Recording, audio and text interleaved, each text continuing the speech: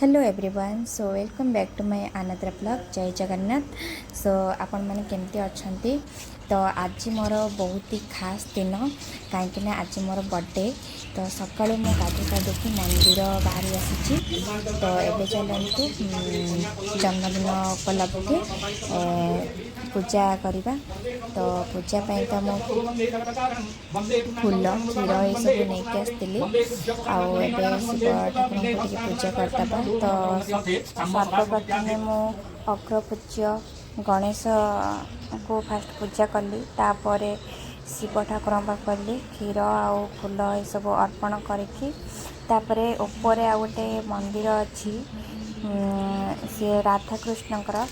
तो एठू मु पूजा सारिकी राधाकृष्ण पाखक भी गली।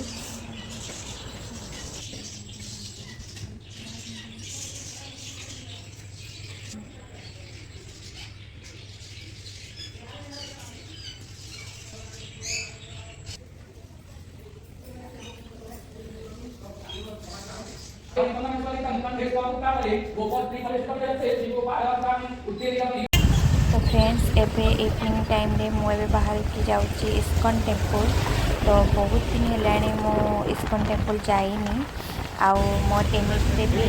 आज बर्थडे अच्छी तो इस्कॉन टेम्पल टे जाकि ठाकुर को दर्शन करके आसली आर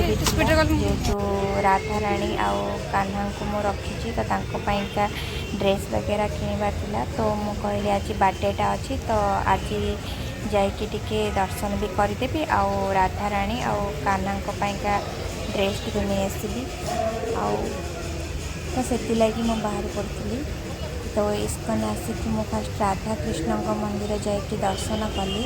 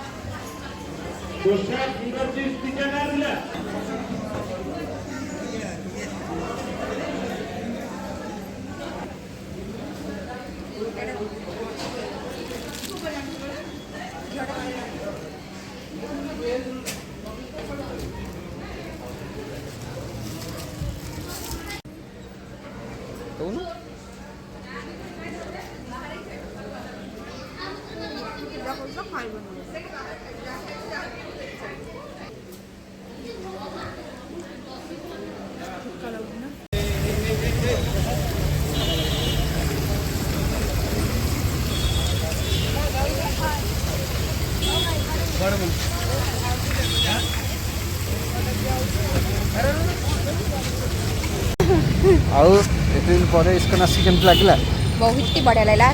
खास करके आज बर्थडेटा था ठाकुर ठाकुर को भी दर्शन हो गला राधारानी भी ड्रेस किनदेली काना पूरा सेम सेम कपड़ार मत मिलगला डिजाइन भी सेम अच्छी मन पूरा सब राधारानी कृपा ना हाँ नहीं खास करके बर्थडे रे एमती केक फिक सेलिब्रेशन न करके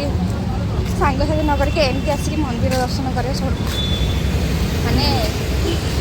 शांति लगे ठीक अच्छे आउ पुणी कौन प्लानिंग कह कौन कर प्लानिंग तो एबे जिबा टिके घर लोक पाखक आउ छेनापोड़ टे छेनापोड़ काटे